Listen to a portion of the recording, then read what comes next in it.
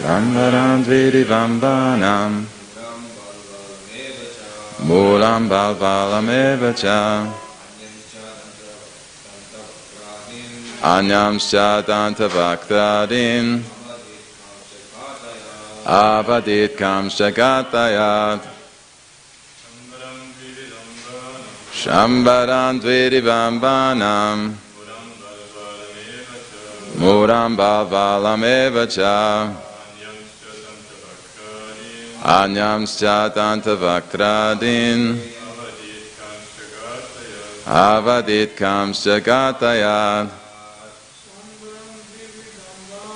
Shambaram Dvidivambanam Muram Balvalam Evacha Anyam Shadanta Vaktradin Avadit Kam Shagatayat Shambaram Dvidivambanam Muram Balvalam Evacha Anyam Shadanta Vaktradin Avadit Kam Shagatayat Shambaram Shambara Dvividam Dvivida Banam Bana Muram Mura Balvalam Balvala Evacha as also Anyam others Cha also Dantavaktra Adin like Dantavaktra and others Avadit killed Kancha and many others Gatayat caused to be killed. Translation and purport by His Divine Grace Abhay Charanadavinda Bhaktivedanta Swami Srila Prabhupada Ki Jai. Of kings like Shambara, Dvivida, Bana, Mura, Balvala and many other demons such as Dantavakra, some he killed himself and some he caused to be killed by others, Sri Baladev, etc. So we are going to have to read, we have the great joy of reading text 12 and 13 as then we will find a purport. Ateti bratra putra nam pakshayo patitan rinmam chachala bukurukshetram yesham apatatam balai. Then, O Vidura, the Lord caused all the kings, both the enemies and those on the side of your fighting nephews, to be killed in the battle of Kurukshetra. All those kings were so great and strong that the earth seemed to shake as they traversed the war field. Sakanudusha shanaso balanam kumantrapakena hata shriyayusham suyodanam sanucharam sharanam bhagnorum urvyam nanananda pashyam. Duryodhan was bereft of his fortune and duration of life because of the intricacy of ill advice given by Karna, Dushashana and Sobala. When he lay on the ground with his followers, his thighs broken, although he was powerful, the Lord was not happy to see the scene. Purport. The fall of Duryodhana, the leading son of Dhritarashtra, was not pleasing to the Lord, although he was on the side of Arjuna, and it was he who advised Bhima how to break the thighs of Duryodhana while the fight was going on. The Lord is not constrained to award punishment upon the wrongdoer, but he is not happy to award such punishments because the living entities are originally his parts and parcels. He is harder than the thunderbolt for the wrongdoer and softer than the rose for the faithful. The wrongdoer is misled by bad associates and by ill advice, which is against the established principles of the Lord's order, and thus he becomes subject to punishment. The surest path to happiness is to live by the principles laid down by the Lord and not to disobey his established laws, which are enacted in the Vedas and the Puranas for the forgetful living entities. So pranam mantras. Om Agyanti Mirandasya Gyananjana Shalakaya Chakshurun Militam Jena Tasmai Shri Gurave Namaha Chaitanya Manobishtam Stapitam Yena Bhutale Swayam Rupa Karamayam Dadati Swapadantikam Vandeham Shri Guru Shri Yuta Padakamalam Shri Gurun Vaishnavamscha Shri Rupam Sagrajatam Sahagana Raghunatan Vitam Tam Sajivam Sadvaitam Savadutam Bharijana Sahitam Krishna Chaitanya Devam Shri Radha Krishna Padan Sahagana Lalita Shri Vishakan Vitamscha Nama Om Vishnu Padaya Krishna Prasthaya Bhutale Srimate Bhaktivedanta Swami Niti Namine Namaste Saraswati Deve Gauravani Prachadine Nirvishesha Shunyavadi Paschatya Deshatarine Vancha Kalpatarubhyascha Kripa Sindhubhya Evacha Bhatitanam Pavanebhyo Vaishnavebhyo Namo Namaha Namo Mahavadanyaya Krishna Prema Pradayate Krishnaya Krishna Chaitanya Namne Goda Tivishe Namaha Hey Krishna Karuna Sindhu Dinabandho Jagatpate Gopesha Gopika Kanta Radha Kanta Namostate Takanchana Gaurangi Radhe Vrindavanishvari Vrishabhanu Sutta Devi Pranamami Hari Priye Jaya Shri Krishna Chaitanya Prabhu Nityananda Shri Advaita Gadadhara Shri Vasari Gaura Bhakta Vrinda Hare Krishna Krishna Krishna Hare Hare Hare Rama Rama Rama Hare Hare. So seeking the blessings of the senior devotees here, we invoke auspiciousness and we pray that we be able to say the things at the right time, in the right mood, for the glorification of Sri Sri Radha Gopinath on this very auspicious day of Papa Mochini Ekadasi. So today we'll be talking about the glories of Papa Mochini Ekadasi, as well as we'll go into this concept of the punishment of the wrongdoer. And there's various exchanges that Lord Chaitanya Mahaprabhu had where he punished his devotees. So we'll have a brief discussion of that. And then in text 13, it's a description of Duryodhan having his thighs broken. So we'll give a lead up to that and explain Duryodhan's motivations and why it ended up with having his thighs broken. So Papa Mochini Ekadasi is a very beautiful Ekadasi because it falls in the dark fortnight. So we have bright fortnights and dark fortnights. When the moon is waxing, and that means it's rising, then it's a bright fortnight, and in the waxing phase, then it's a dark fortnight. So this Papa Mochini Ekadasi falls on this dark fortnight of Chaitra. So essentially there's a beautiful pastime where Yudhisthira Maharaj was talking to Krishna and he was saying, can you please explain to me how I can be free from the sins, particularly on these auspicious Ekadasi days? So Krishna relates the story to Yudhisthira Maharaj of a Muni, and this Muni was living very austerely, very renounced and in a very chastity manner, or living with no sense indulgence at all. And so he was meditation, and his main meditation was on Krishna's lotus feet.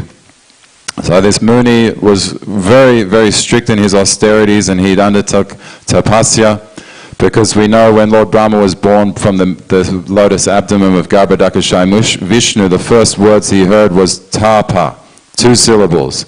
So a lot of the Munis had been studying Bhagavatam, and so they came to the realization that this human form of birth is for tapa, or austerity.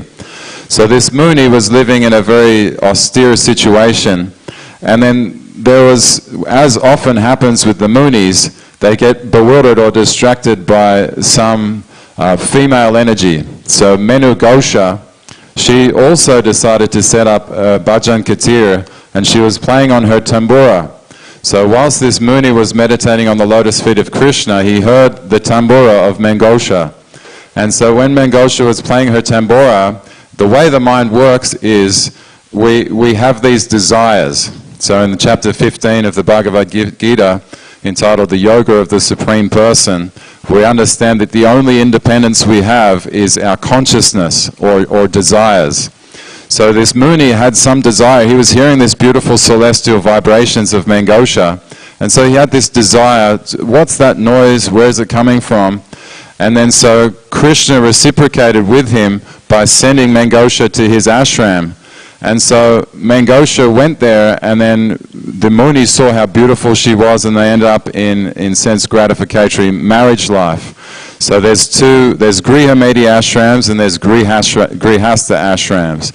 So Grihastha ashrams is where the husband and wife is celibate, and they only engage in sex life for producing Krishna conscious children. So Mengosha and the Muni lived a life of enjoyment, and then so as Prabhupada explains in the Bhagavatam, that this material enjoyment is like the deep dark well of material existence. So he was living, and so gradually her desires became bigger and bigger. I need more firewood, I need more scented roses, I need better prasadam, I needed to climb to the trees. And so this passed a lot of the time of the Muni's life was in serving his wife. So then what happened was, Narada Muni heard the cries late in his dreams. He was having, oh please help me, please Krishna help me. So Narada Muni comes to this ashram of the Muni, and he says, you know, your bhajan used to be so strong. You know, you used to have Krishna's lotus feet in your mind incessantly. What's happened? And so then he explained his marital situation. And then, so Narada Muni said to him, you realize 57 years has passed, such is the bewilderment of Maya, and 57 years had passed for this Muni, and he'd lost his bhajan, he'd lost his worship of Krishna's lotus feet. And then straight away, instantly, the Muni fell into a rage, and so he cursed Mengosha to be a hobgoblin. So that obviously wasn't the right thing to do. So Narada Muni then said, okay, well, what you can do to atone for your sins is worship Papamachana Ekadasi in the appropriate ways, and therefore you'll be free from all your sins. So in today is a very fortunate opportunity for us to refrain from grains, take advanced austerities if we wish to. If we want to chant more holy names of the Lord, it's all very auspicious on this divine Ekadasi. And we can be free from our sins as well. So in that way we can follow. Narada Muni is definitely one of our Mahajans. There's 12 listed as Mahajans, which brings us into the next point, because in this text it's explained about the punishment of the wrongdoer. So if we go to Bhagavad Gita chapter 10 text 38, it's explained, Dando Damayatam Asmi. So Krishna personally says, among all means of suppressing lawlessness, I am punishment. So often, you know, when you hear atheists, they want to be free from this understanding that Krishna is there to punish as well. Because they want to be able to do whatever they want to do, sense gratification, no repercussions at all. But Krishna here explains us that he is personally punishment. And he's also Yamaraj. In chapter 10, it's a number of Krishna explaining, of bodies of water, I am the ocean. Of aquatics, I am the shark. Of mountains, I am Mount Meru. And he's also punishment, and he's also the Lord of Death, Yamaraj. So essentially, with punishment, it's actually for the benefit of the devotee. It's never a situation where Krishna takes pleasure out of punishing. And such we saw also in Ram Leela, where Suparnika wanted to enjoy with Ram, and he's a married man. And so then as a result of that, Lakshman took out his sword and cut off her nose. So there's always lots of situations where there's punishment to the wrongdoer.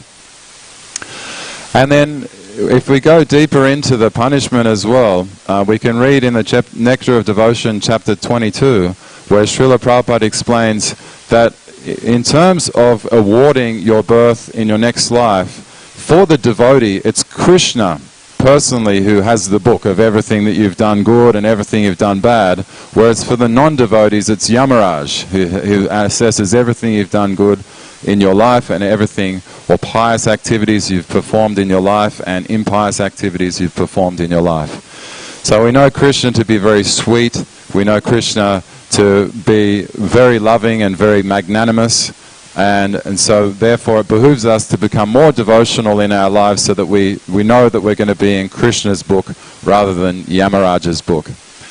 And so there's other punishments that were awarded as well, because Mother Sachi, if we go to CC Adilila 1242, we can see that Mother Sachi was absolutely distressed as a result of her son Nimai taking to the sannyas order of life. So when Nimai decided he was going to take up the sannyas danda, it was essentially to propagate the holy names throughout the world, to fulfill that external requirement to deliver all the fallen souls back to Goloka Vrindavan. So we think that now, and we think, oh, Lord Chaitanya Mahaprabhu, I'm so happy you did that, thank you so much, I worship you, but we have to realize there was also great distress there. For Vishnu Priya, his wife, as well as Mother Sachi, his mother, had developed a lot of attachment. For someone who's complete in all the opulences, knowledge, wealth, beauty, renunciation, fame and power, when he appears in your family and then all of a sudden that same person is going to go away to a sannyas ashram where you don't get any close association anymore, there's a sense of being devastated. And in actual fact, you can hear that the person who shaved up Nimai never cut hair ever again. Such was the chastisements that were brought upon him by Mother Sachi and Vishnu Priya. So essentially, Mother Sachi started chastising and arguing with Advaita Acharya, saying, you encouraged my son to take sannyas. Why did you do this? And then so Mother Sachi was even punished by that action alone. As we know, Advaita Acharya is a member of the Pancha Tattva, being at the right hand of Nityananda, and then there's Advaita Acharya. So they're all on the level of Vishnu Tattva, so Mother Sachi was punished as a result of showing her feminine nature and accusing Advaita Prabhu of encouraging her son to take sannyas. So the way to remediate that was Mother Sachi took the dust off Advaita Acharya's lotus feet, and immediately the offense was mitigated. And then we can look further into even Advaita Acharya was punished by Lord Chaitanya, because Advaita Acharya started reading the Yoga Vashishta, which is the impersonalist Mayavadi sannyasi's book on teaching people how to merge into the impersonal Brahman feature of this Lord. Of the Lord. So for this action, Lord Chaitanya became very angry, and he punished, and Lord Chaitanya is 7 foot tall with arms down to his thighs like elephant's trunk, and he's very powerful. And even though Advaita Acharya was 50 years older than him, Lord Chaitanya beat him as a result of reading this Yoga Vashishta. So it's very important for us to realize what is the impersonal literatures and the Mayavadi literatures, and to stay away as best as we possibly can. As Srila Prabhupada reminds us that even a drop of serpent's blood can destroy the entirety of a collection of the milk from the Goshala. So that's what we have to understand with the impersonalist Mayavadis. It's definitely a situation of staying away.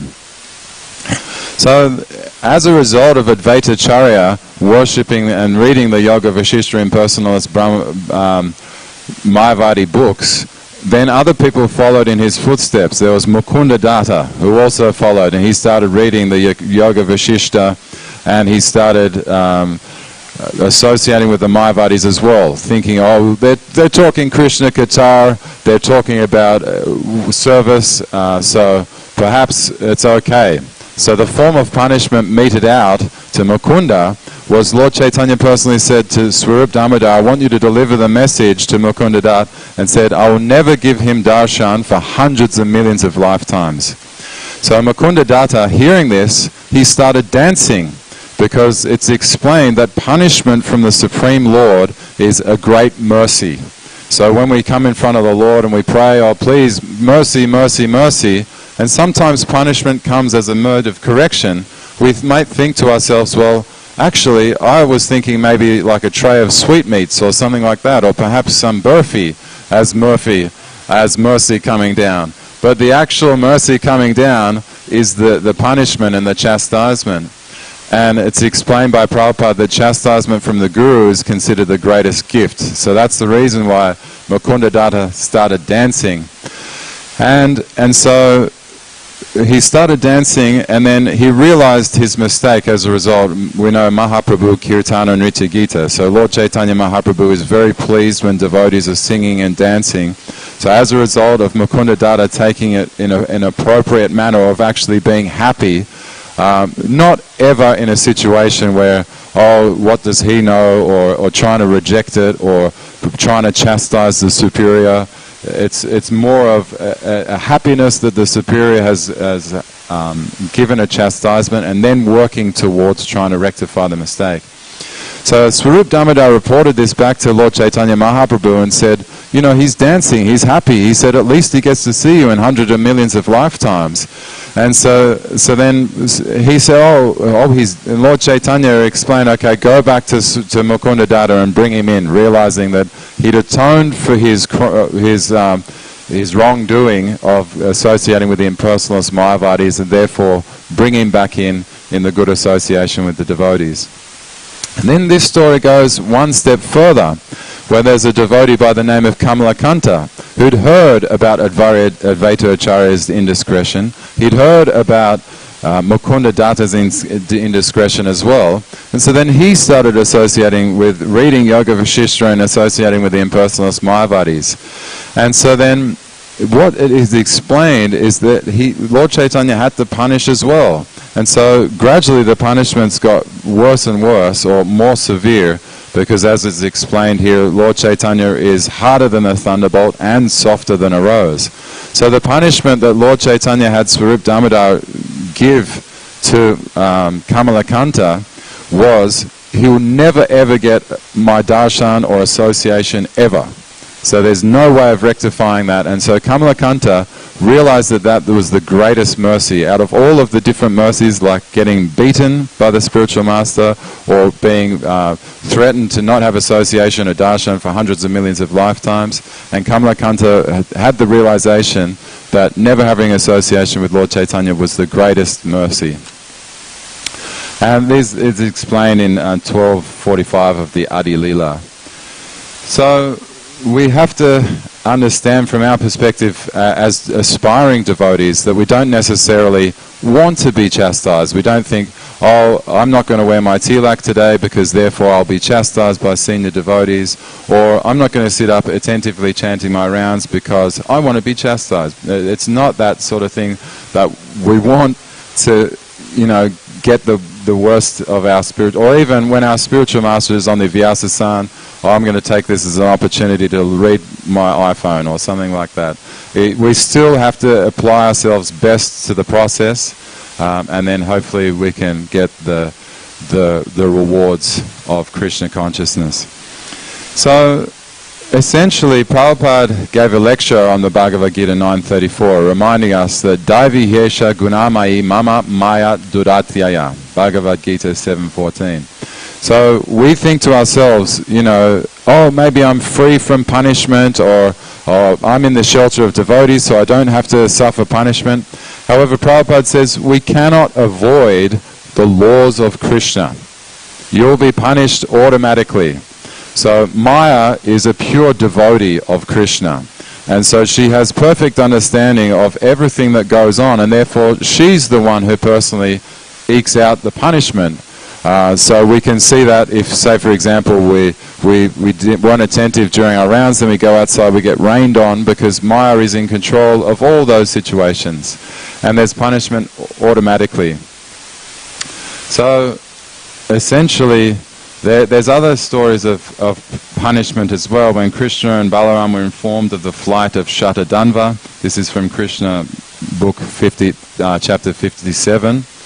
And so it's explaining here that Guru Draha, or one who has rebelled against a superior person, must be punished in proportion to the severity of the offense. So it's really important that when we have gurus or superiors, that we don't rebel against them, because then the punishment is very severe. And then Srila Prabhupada had a room conversation explaining that even Krishna has GBC. So there's 12 Mahajans who are all considered Krishna's GBC. So we have Brahma, Shiva, Narada, 4 Kumaras, Swayambhuva Manu, and so many. And so that's considered Krishna's GBC. So what happens to them when they are found to be in the wrong? So Prabhupada explains the story of even Yamaraj. When he committed an error, he had to be born in the family of a Shudra and take a Shudra birth to atone for his previous indiscretions. So this is the types of punishment that Krishna that ekes out to his devotees and even his Mahajans. And then Prabhupada explained that's why the GBC men in ISKCON have to be so attentive. They have to be so understanding the rules and regulations of ISKCON, because any slight indiscretion will be punished severely. So, and then also in the Nectar of Devotion lecture, Prabhupada was explaining that Krishna has got an accountant. So he keeps a nice account of the activities of the devotees. So, and then it's even explained, Yayatamam prapadyante tam statava bhajami aham mama vatmona vatante manasaha pata sarvasaha. So as all who surrender unto me, I reward them accordingly. So there's the concept of reward, and there's also the concept of punishment. And then I was listening to a class about the punishment, and it's explained in other Judeo-Christian ideologies. They have one person who's evil, and he's a separate existence from God, whereas in the Vedic understanding, we know that Krishna is the Supreme Personality of Godhead, and everyone is surrendered servant to him. So, and he's the person that we want to please more than anything in the world. So we cannot surpass the stringent laws of Maya, but if you want to avoid punishment, then you take shelter of Krishna. Mameva ye prapadyante mayam itam tadanti te. So, and so essentially, if we go also to the Brahma Samhita 538, it said, Karmani nirahati kintu cha bhakti bhajam. So for anyone who's engaged in bhakti bhajam, the past deeds and the sinful reactions, they're completely indemnified. So it's a nice thing that if we engage in Bhakti Bhajam, and it's not a situation where, oh, I chant Bhakti Bhajam during retreats or one particular type of part of the year. It should be every day, anodinam, because we realize that we commit mistakes, we're illusioned, and so therefore we should have this regular attendance in Bhagavatam class, regular Bhakti Bhajam, and then we can be freed from all these impious reactions.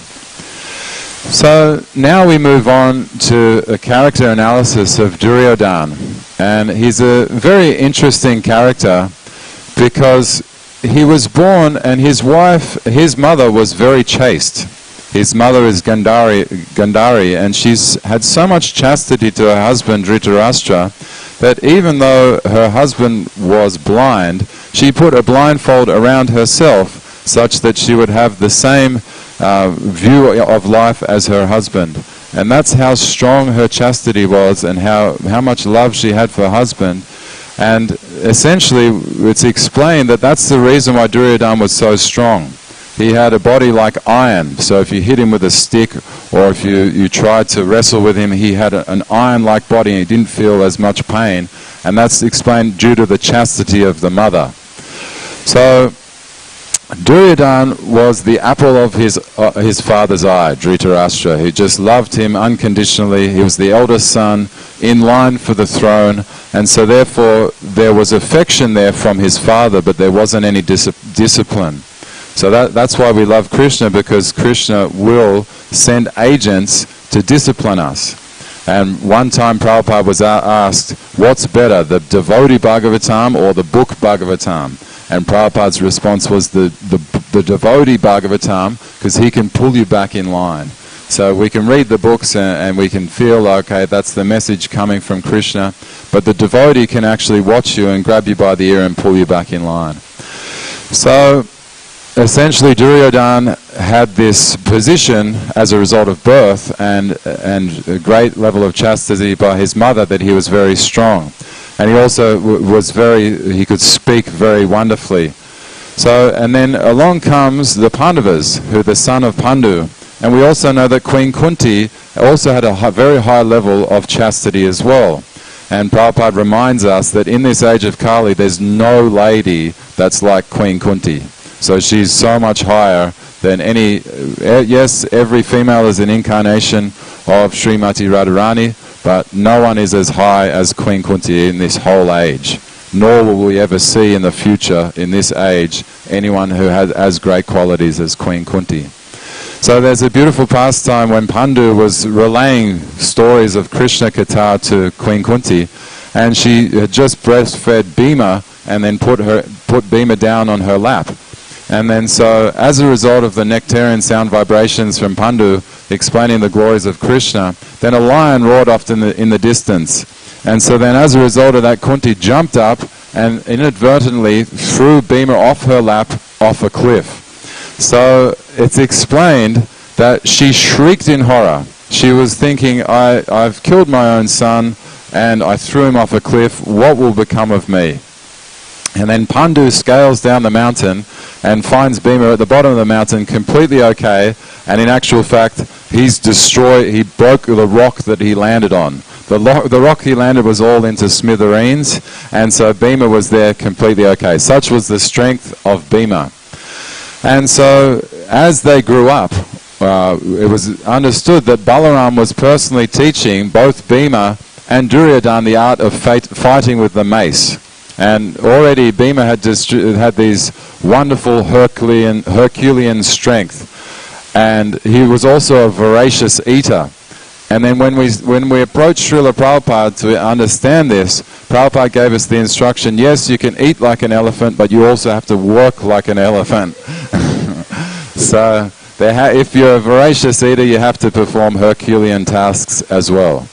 So Bhima was very strong and expert, and he went to the Gurukul of Balaram, and then he was very skillful strongest in mace fighting, and Duryodhan also had this ability with fighting with the mace.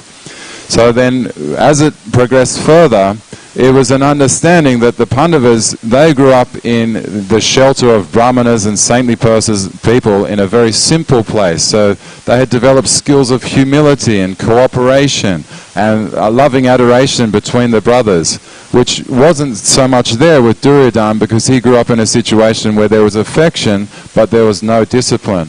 So as a result of that, the Pandavas were becoming very, very famous.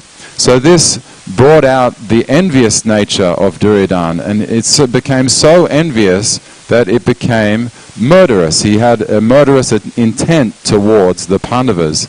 And, you know, because Maharaj Yudhisthira was so virtuous, he was like the best devotee in the temple. You know, we don't become envious of the best okay, no one can touch him, you know, like he's the best. Usually envy arrives in someone of your equal sort of level.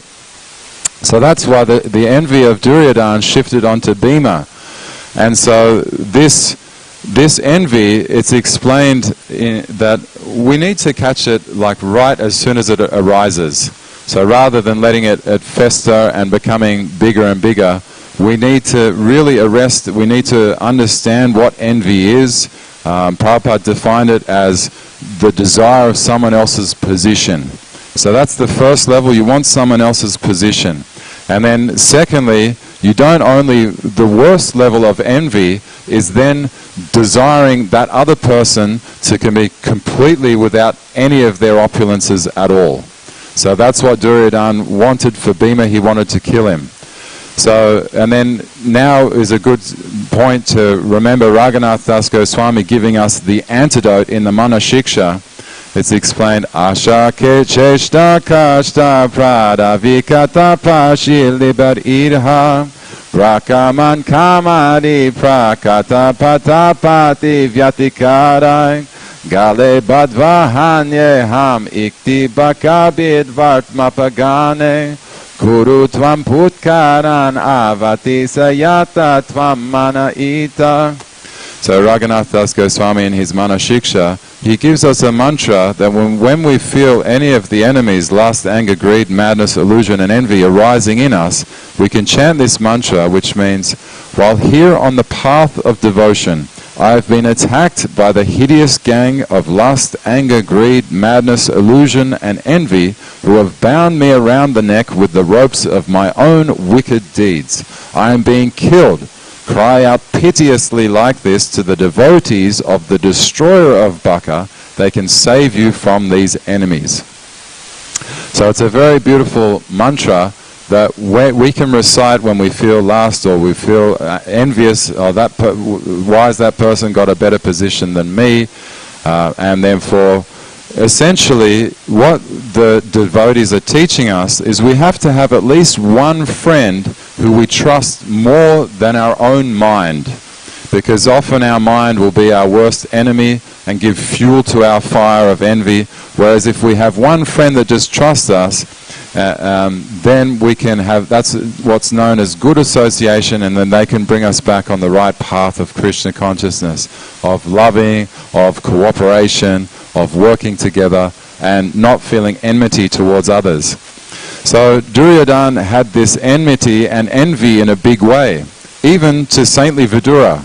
So it's explained in the Bhagavatam that because Dhritarashtra, he also had female maidservants, and so with his wife he had a child named Duryodhan, and then he also had concubines or maidservants, and he had children with them as well. So in one way Vidura was a nephew to Duryodhan, but in another way Duryodhan saw that as he was the son of a kept mistress, rather than being directly in the line of kings. So as a result of that, Vidura started feeling some sense of, love and adoration towards the Pandavas. They have such great qualities. They're humble, they're meek, yet strong, and they're optimistic and they're powerful, and they work really well together. So the fame of the Pandavas was growing. So as a result of Vidura supposedly choosing a side of the Pandavas, Duryodhan gave the instruction, throw him out of the kingdom so that he only has his breath.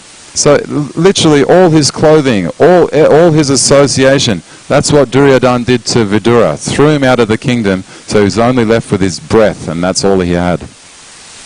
So this malicious intent towards Bhima and the Pandavas started growing and growing, so much so that Duryodhan said, okay, I've made a mistake, please, I want you to come and attend this festival, I'll have everyone cook for you.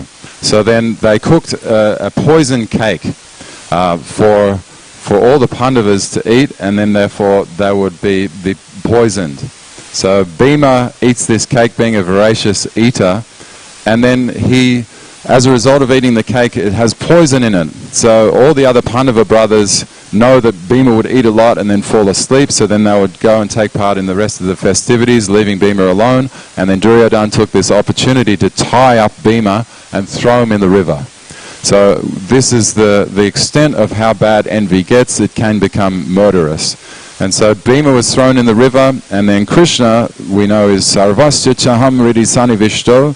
He's seated in the heart of every living entity, and indeed even in the snakes in the river. So the snakes in the river bit Bhima whilst he was in their territory, and as a result of being bitten by the snakes, it acted as an antidote for Bhima, and then he was able to rid himself of the ropes and then get to the side of the river. At which point the Gandharvas saw some, desire, wow, like he's done so well. Bhima, is almost drowned, so perhaps we need to bring him back to life. So they offered him a celestial beverage.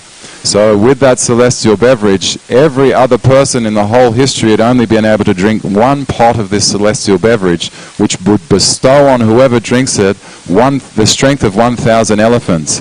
But then Bhima drank one pot. Then he drank 2 pots, 4, 5, 6, 7. He drank 10 pots of celestial beverage, and therefore he had the strength of 10,000 elephants.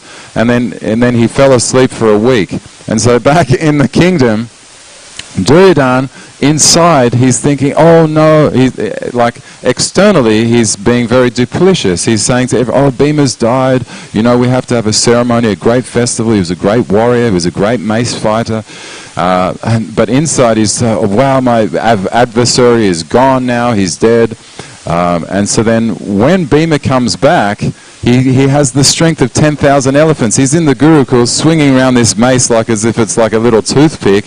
And then so Duryodhan, this adds more and more to the envious character of Duryodhan to be seeing the great fortune that had been bestowed upon Bhima.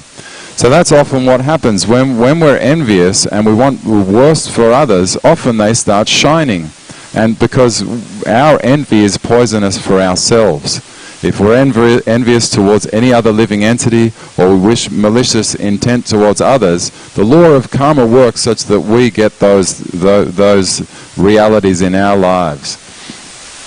So, and it extends further where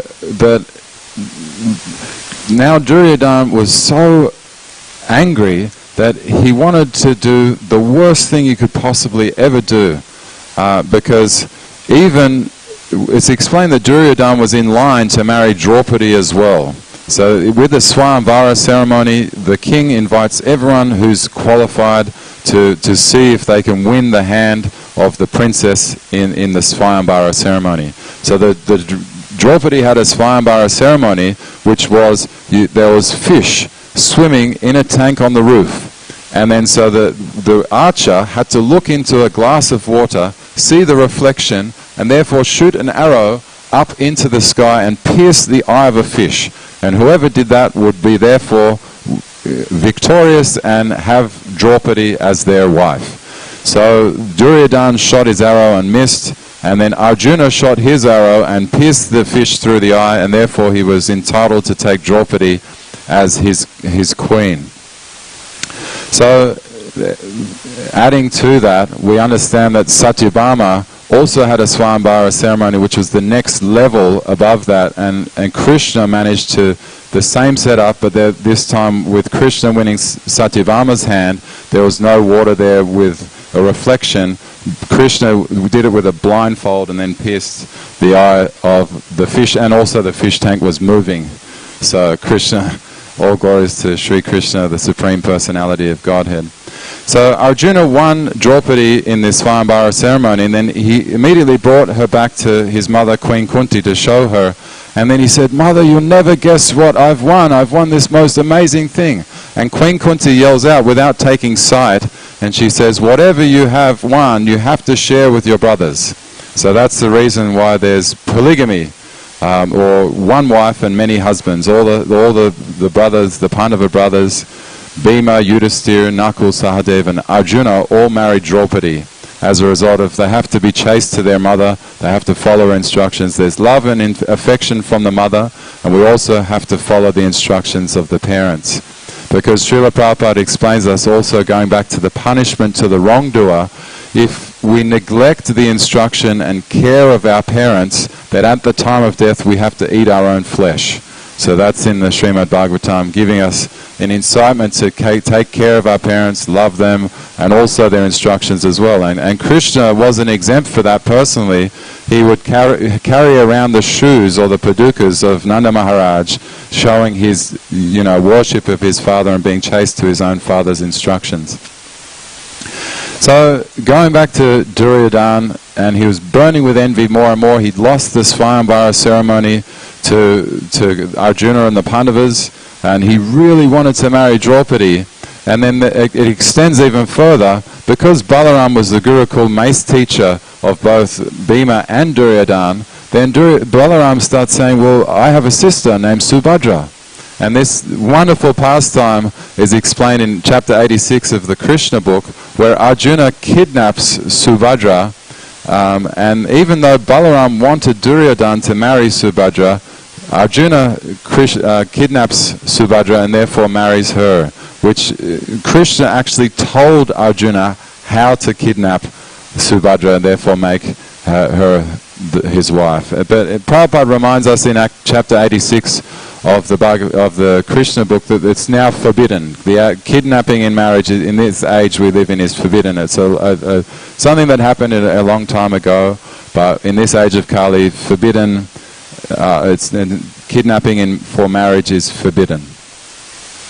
So this added even more. Duryodhan not only lost his first choice of wife, which is Draupadi, he lost his second choice of wife, Subhadra, and so all this added more and more fuel to his fire. And then he didn't see, and he also took bad association.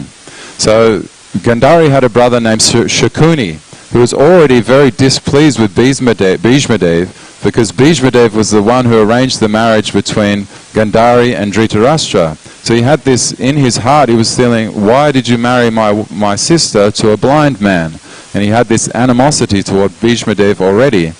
And so then Shakuni was the worst person who Duryodhan who could have taken shelter of, because as devotees, if we're feeling envy, we take shelter of a senior. They might say something like, chant the mantras, see the good qualities in the other individual. Whereas Shakuni said to Duryodhan, yes, you need to kill the Pandavas. And then so he further added fire. And then because Shakuni had his own illicit motivations as well. If Duryodhan becomes king, then Gandhari will be the queen mother, then he will have a very high position himself. So when our motivations are selfish, it's a sign of low levels of Krishna consciousness, but when our motivations are selfless, then it's a sign that we're becoming advanced in Krishna consciousness. And this is seen in the highest degree when Lord Chaitanya Mahaprabhu is in the position of sannyas Brahman. And he's saying, Gopi Bhato Rasa Kamalayor Dasa Dasa Ana Danu Dasa. So I am not Brahmana, I am not Kshatriya, I am not Vaishya, I am not Shudra, I am not Sannyasi, I am not Vanaprastha, I am not Grihastha or Brahmachari. I am a servant of a servant of a servant. So if someone is in the position of Shudra and they're saying, oh, I'm not any of those things, then we say, okay, that's good. He's understood he's a servant. But Lord Chaitanya Mahaprabhu, that's great, because he's in the position of sannyas Brahmana. And not only like a good Brahmana, he was a Brahmana who was at the age of 12 able to defeat everyone. No one could defeat Nimai at the age of 12. Even these great, scholars, they couldn't beat Nimai at all. So that's the humility aspect, or understanding ourselves to be servant of a servant of a servant. So Duryodhan didn't have that. He had advice from Shakuni to continue with this. So therefore he wanted to burn the Pandava brothers alive. So he put them, he said, I've arranged, there's a big festival going off in this distant land. So I've arranged for your accommodation, so you stay there and then you'll have a wonderful time. I want to make it up to you for all the indiscretions I've done to you. So, and then he puts them in this fire, but it's made of lac, which is a highly flammable material. And so he sets fire to it, and then, but there is a way out, the underneath passageway to get out of this fire. So they were saved again. So Duryodhan put so many obstacles in the path of the Pandavas, and then Krishna saved them every time, because Krishna promises protection of his devotees. He explains, declare it boldly, my devotee will never perish. So Krishna personally says that. So there was that situation, and then there was the gambling match. And then because Shakuni was a professional gambler, and so he understood. And so in modern day terminology, it's like, say for example, a school kid playing cricket, and then he thinks, I'm going to have a fair match against another school kid playing cricket, and then all of a sudden you get Sachin Tendulkar to take, it's now a game of cricket between this school-age kid and Sachin Tendulkar. So it was a very uneven match between Shakuni and and Yudhisthira Maharaj in the gambling match. And so then they lost. The Pandavas lost, and they'd bet, Draupadi, and so she was lost in this. And then Dhritarashtra saw this, and then there was another gambling match, and then they lost that one again. So, and then that's when it comes to the disrobing of Draupadi, because Duryodhan said, how can I hurt them the most? They've survived in exile, they've survived with losing all their kingdom. How can I hurt them the most? So he has this situation where he wants to disrobe Draupadi, which is a big thing for any lady who has a great sense of chastity, and especially with all these elder senior men who were very highly decorated. We had the grandsire Bhishmadev in attendance as well. And so this was basically the worst thing you could do to disrobe Draupadi, which Duryodhan wanted to do. And then it's a beautiful story where Draupadi eventually, right at the last moment, she calls out for Krishna, and Krishna saves her from being disrobed by providing an endless stream of cloth. So no matter how much cloth they pulled, she still had cloth to cover her. Such was Krishna's desire to protect his devotees. So this is essentially the build-up to the Battle of Kurukshetra. And this is, as we go to the final scene of the Battle of Kurukshetra, because Duryodhan is taking bath in the morning, and a lot of his older soldiers had already died on the battlefield of Kurukshetra. So then the Pandava brothers come across Duryodhan, and they incite him to a fight. And they say, okay, well now it's come to this point where you've neglected Krishna's instructions, because Krishna tried to argue with Duryodhan, first by saying, you'll lose. Arjuna has already defeated all your best men. How could you possibly think that you're going to win in this battle of Kurukshetra? And then so he doesn't listen to that at all, and then Krishna uses the danda and says, you'll be a disgrace, everyone will die, why are you doing this? And there's 4 different types of arguments that Krishna tries to persuade Duryodhan not to enter into this battle, but it falls on deaf ears because he's so blinded by envy. And so right at the penultimate scene of the Battle of Kurukshetra is where the Pandavas call out Duryodhan. He's taking bath and say, okay, you fight. But then at least he has demoniac qualities, but he also has divine qualities, because the Pandava brothers said, okay, you can fight any one of us. But he chooses Bhima, the strongest one of the Pandavas, in a mace fight.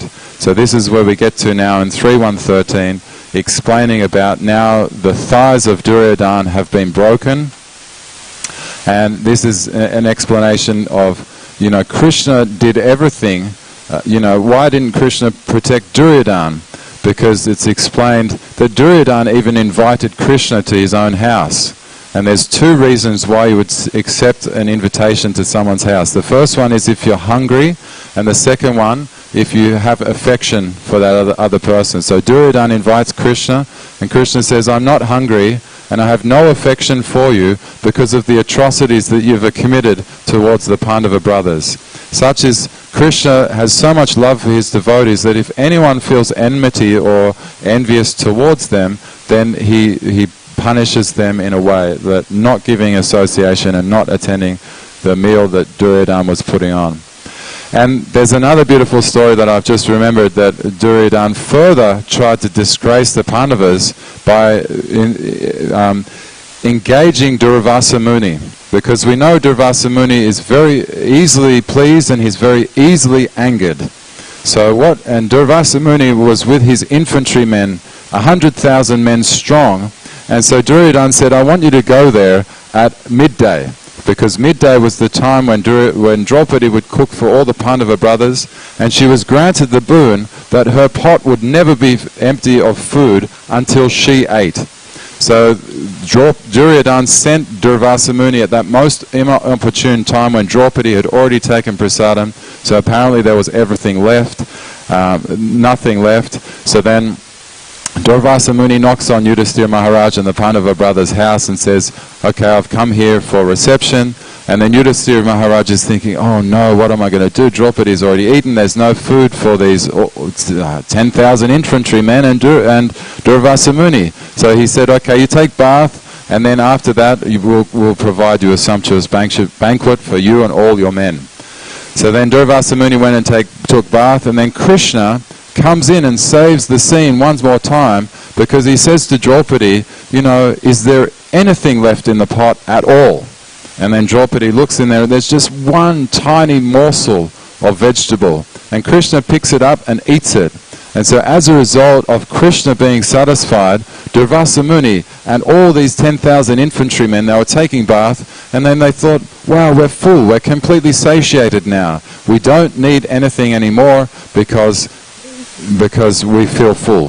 So what's that explained is when Krishna is pleased, all the devotees are pleased as well. So that's why we take Krishna as the Supreme Personality of Godhead. We love and worship Him. If our love and worship towards Krishna is pleasing to Him, then everyone will be pleased. Everyone in the ashram, everyone in the community, everyone will be pleased as a result of worshipping Krishna. So essentially today we've covered the point of punishment for the wrongdoer. We've had a bit of an analysis of Duryodhan and how he ended up with broken thighs. It's interesting to understand in a final point that when Yudhisthira Maharaj went to heaven, he also saw Duryodhan there. So Duryodhan didn't get a lower species of life, or he didn't go to hell. He went to heaven as well, and it was explained because he did his duty. So as a Kshatriya, he has to fight, he has to uphold religious principles, and despite everything that he'd done wrong, he still behaved in a Kshatriya-like manner. And when it was that opportunity to fight with any one of the Pandava brothers, he chose Bhima, the strongest brother, which is perfectly in line with the behavior of a Kshatriya. So on that note, we've covered a lot today about the punishment of the wrongdoer. We've had an analysis of Duryodhan, and we've hopefully pleased Krishna and Srimati Radharani with our words of Krishna Katar and loving sentiments towards him. So thank you so much for your time. For any offences I may have committed either advertently or inadvertently, I beg forgiveness. May you all have a wonderful day in Krishna consciousness. Grantaraj Srimad Bhagavatam ki, Samaveta Bhaktavinda ki, Srila Prabhupada ki. Srila Prabhupada ki.